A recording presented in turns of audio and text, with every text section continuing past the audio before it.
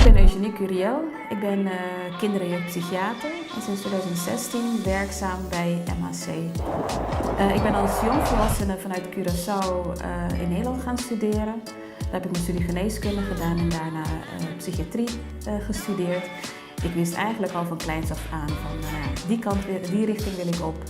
En dat ik later ook weer terug wilde komen naar Curaçao. Na 16 jaar te hebben gestudeerd en gewoond in Nederland, had ik dus van dit weer tijd om terug te gaan naar huis.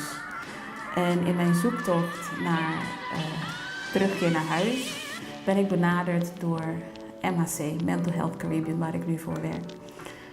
Wat heeft gemaakt dat ik hier nu werk? Nou, het MHC biedt mij eigenlijk de unieke kans om buiten alle bestaande kaders jeugd GGZ op te zetten. Natuurlijk neem je je ervaring mee wat je hebt opgedaan tijdens je opleiding en je werk. Maar er is zoveel kans en mogelijkheden om hier iets moois op te zetten. Heel veel professionals op het eiland. Mensen die heel graag willen samenwerken. En neus in dezelfde richting om iets moois te maken voor de kinderen hier op Bonaire. Fair Chances for All Youth, dat is de visie van MHC, afdeling kind en jeugd. En daar werken we naartoe.